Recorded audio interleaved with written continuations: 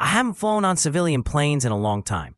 My flights have been on military aircraft, base to base, a few days in the scorching Kuwaiti desert, sleeping in tents that tremble in the wind, a bigger tent for watching movies, and a mess hall. Every morning you stand in line, waiting to be called on a flight to Kandahar or some other crevice of the universe. If the sergeant doesn't shout your name, back to the inferno of Kuwait for another 24 hours of doing absolutely nothing. Heat, food, movies, a small store with snacks and knives, that's the whole world here. Download more movies onto your laptop. You'll be stuck on this base, surrounded by dunes and 50-degree heat for at least a couple of days. Now, I'm at the airport in Bombay. Among civilians, I feel out of place. A long line for passport control, a stamp in my passport, a green light at the gates to India, and the search for the domestic terminal. The Indians are friendly, eager to help, and before I know it, I'm on a transit bus, driving through the highways of the evening city.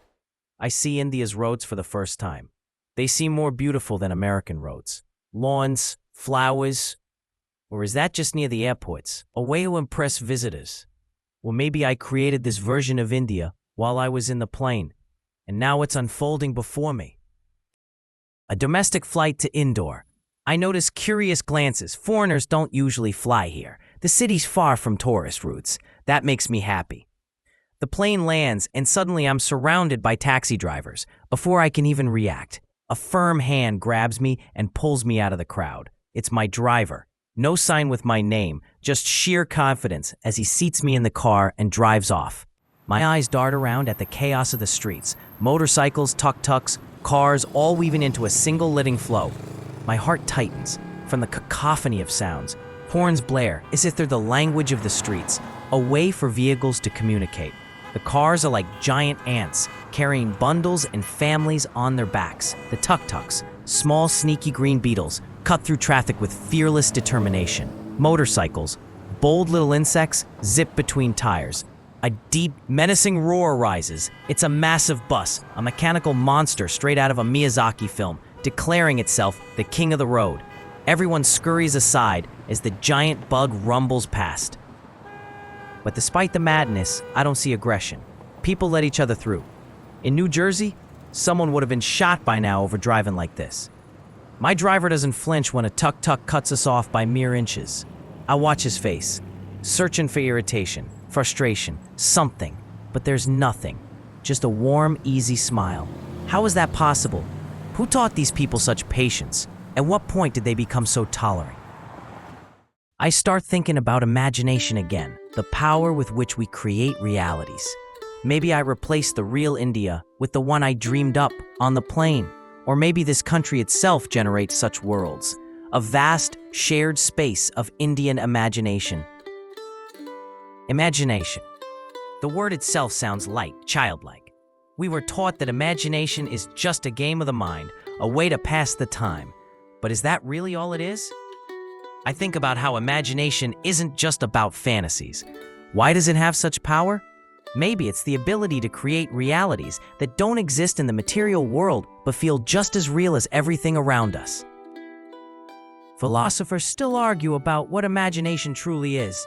There's no clear answer, just different perspectives, different attempts to define this concept within science. Some say it's a tool of creativity, a way for the mind to connect scattered ideas and turn them into something new. We paint images in our heads without ever touching a brush. Compose music without striking a single note. Those who support this view believe that imagination doesn't rely on our senses. It's a tool, a gift, but strangely no one teaches us how to use it. A gift from whom? Why were we given this gift? Others claim that imagination runs deeper, that it's a constant, ongoing process in the depths of our minds, consciously or unconsciously creating images and filling them with meaning. We see things that don't exist, even when there's no practical reason to, but they still become part of us. Ancient mystics said that imagination is a doorway, leading beyond reality into other worlds. What kind of worlds? And then there's the idea that imagination is simply a way of processing experience. We take memories, scenes, sounds, sensations, and mix them together, like an artist blending colors. And from that, something new is born. A book, a painting, a dream. But despite all these theories, no one has found the final answer.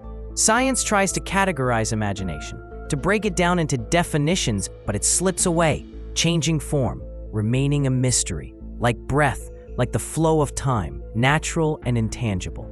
And if we can't fully understand what it is, then maybe imagination is the very essence of consciousness itself. If so, why do we study the unknown nature of the mind without connecting it to imagination?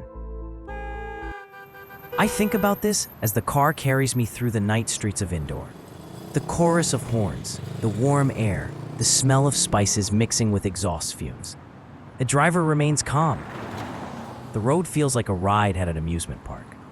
I sink into my seat, close my eyes, and feel India absorb me, like a puzzle piece finally snapping into place.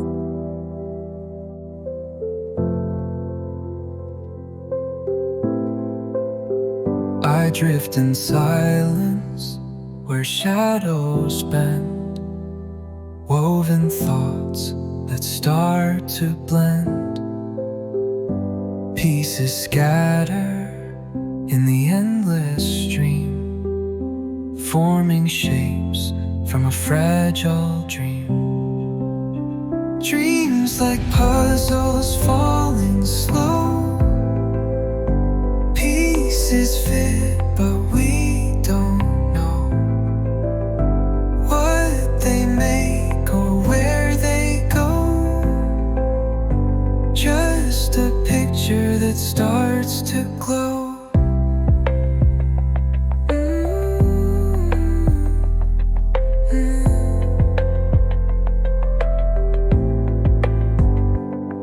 The world turns soft with edges worn, a tender place where dreams are born.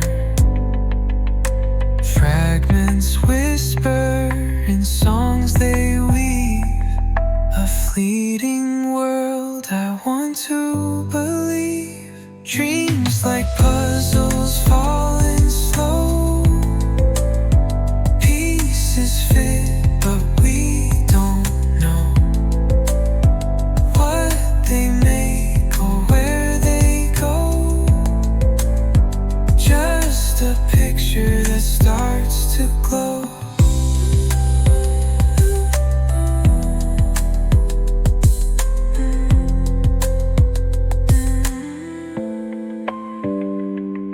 Reflections ripple through the haze, timeless warmth in distant days.